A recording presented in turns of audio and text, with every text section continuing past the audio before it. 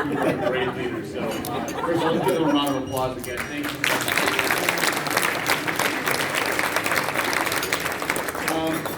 Well, I'm going to have to tell the Tracy story because I'm standing here because of Tracy too. So Tracy called me back in 2007. First of all, I'm Jonathan Carroll, State Representative of the 57th District.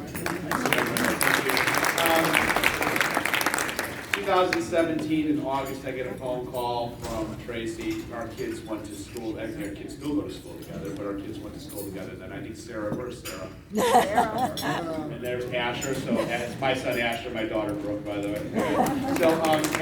And Tracy says, hey, I know you're thinking about getting more involved in some things. She goes, what do you think about state rep? My honest answer is what? And now here I am taking over for, I think Representative Neckrix is here somewhere. I saw her. Yes, over there. Hello. Yes, so I took over for Elaine in 2017 because Tracy talked me into it. And yet I'm still here. So thank you for that, Tracy. It's been a great opportunity. I also want to say, we're hearing the accomplishments that Democrats have across the state and across this country. And we constantly hear the Republican narrative. We have an organization in the state that's dedicated to strictly bashing Democrats. We have all these groups that come out and say all these things negative about Democrats. But as you hear the accomplishments we have, protecting a woman's right to choose. We have the Inflation Reduction Act. We're lowering the cost of things. And all these things that we're doing things while the other group wants to blame us. So they say this is the most important election of our lives. We hear that every 2 years, but this really is because it's going to be the fabric of our country that continues to go on. And we've got to put self-principle back in to protect our state, protect the things that we've earned. We have to bring Senator Duckworth back. We have to bring these people back because they stand for the values that we all share. So let's get to work.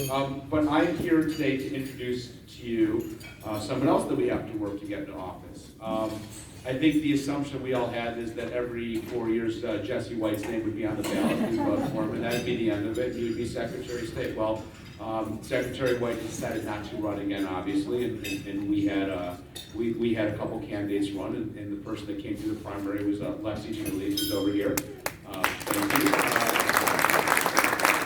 I had a chance to meet him about a year or so ago, and we talked about what his platform was and the things he wanted to do to help move our state forward. Following up the great work of Secretary White, but kind of brings in some new twists to things. And I felt at that time that he was the best choice, and I was one of the early endorsers of Alexi for that job, and he got through the primary. Now we're here in the general. And let's be clear, I don't care if we think the Republicans are quote-unquote moderate or ones we can work with, they are still Republicans. We are seeing Republican Secretary of States are doing in other states to kind of start making the process a little more difficult. We have to elect a Democratic Secretary of State, and we have to elect Alexi Giulice. And it is my pleasure to introduce to you our next Secretary of State, former State Treasurer Alexi Giulice, who will make a few remarks. And again, thank you everyone for being here today, and I appreciate all the support all of you give us. Thank you.